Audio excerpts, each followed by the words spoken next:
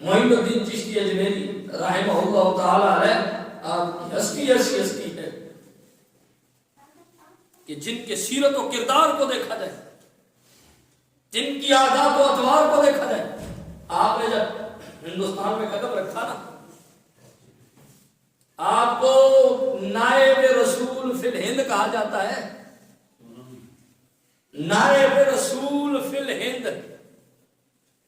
حضور کا ہندوستان میں نائب جو ہستی ہے اسے معین الدین کہتے ہیں۔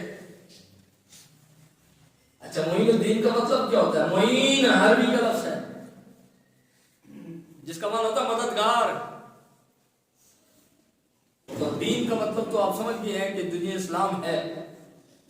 نام ہی بتا رہا ہے کہ یہ کوئی عام ولی نہیں ہے، یہ وہ ہے کہ جس نے دین اسلام کی مدد کی ہے۔ حضرت خواجہ معین الدین چشتی اجمیری، باپ پاک کردار، ماں پاک کردار، باپ کا تعلق امام حسن کی اولاد سے، ماں کا تعلق امام حسین کی اولاد سے، رشتے میں حضرت غوث اعظم سے بڑا قریب کا تعلق ہے۔ اور حضرت خواجہ معین الدین چشتی اجمیری،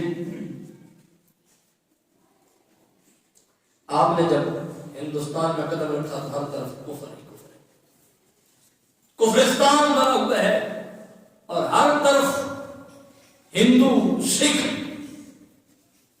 اور دیگر مذاہب کے لوگ ہیں، لیکن مسلمان دور دور تک نظر نہیں آتے۔ لیکن ان کی زبان سے جو بات نکلی اللہ نے اس کو پورا بھی کیا۔ معین الدین چشتی کوئی عام بندہ نہیں ہے، وقت کا بادشاہ سلطان شمس الدین التمش آپ کے بارگاہ میں ہاتھ جوڑ کر کھڑا رہتا تھا۔ آپ کے جوتے سیدھے کرنا سلطان التمش کے لیے اعزاز کی بات ہوتی تھی۔ سلطان شہاب الدین غوری، وہ آپ کے خادموں میں، آپ کے نوکروں میں شامل تھا۔ معین الدین کسی عام ہستی کا نام ہے۔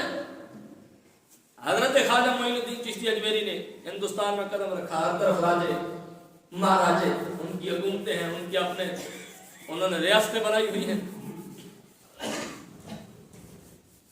حضرت خواجہ صاحب نے کیا لینا تھا، اور ولی کو چاہیے بھی کیا ہوتا ہے؟ یہ تو آج ولایت کا معیار بدل گیا نا۔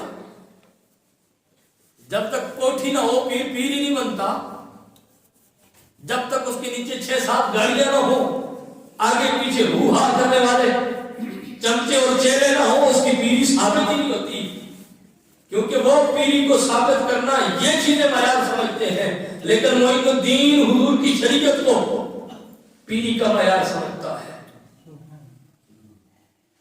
ان کے نزدیک پیری کا معیار کچھ اور ہے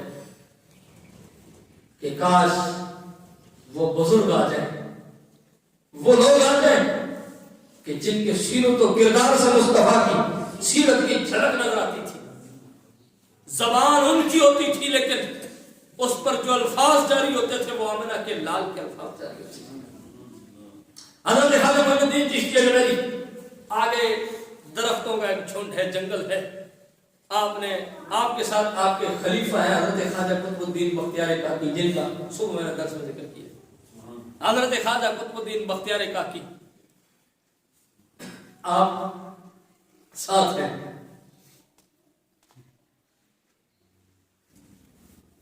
درخت کے نیچے آپ نے قیام کیا، ادھر راجا کے چیلے چمچوں کو پتہ چل گیا کہ ایک بابا آ گیا ہے۔ اللہ والا اگر کسی جگہ پہ قدم رکھے نہ ہو، اللہ کا ولی اکیلا بھی ہو تو باطل اس کے نام سے ہی کام جاتا ہے۔ حضرت سیدنا غوث پاک رضی اللہ تعالیٰ عنہ، حضرت خواجہ معین الدین چشتی، یہ اس پائے کے بزرگ تھے۔ تو آپ نے کہا ہمارا لینا دینا کچھ بھی نہیں ہے، وہاں بیٹھ کے اس درخت کے نیچے وہ راجے کے چمچے کرندے آ گئے، انہوں نے کہا جی اٹھو یہاں سے۔ آپ نے فرمایا کیوں اٹھیں؟ زمین اللہ کی ہے، اللہ کے رسول کی ہے، ہم کیوں اٹھیں؟ جنگل میں بیٹھے ہیں، درخت کے نیچے بیٹھے ہیں۔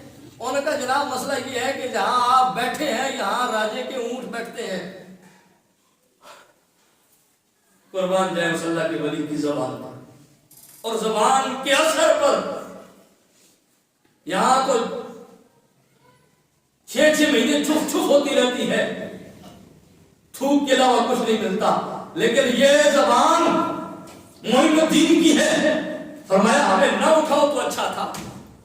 उन्होंने कहा जनाब नहीं, आपको उठना पड़ेगा, और यहाँ राजे के ऊंट बैठते हैं।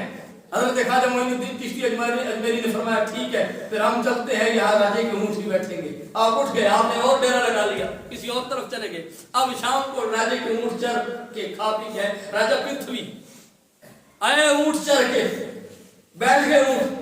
अब रात को बैठ तो गए, जो खड़े रहे, जब जो जिस वक्त बैठा फिर उठा नहीं।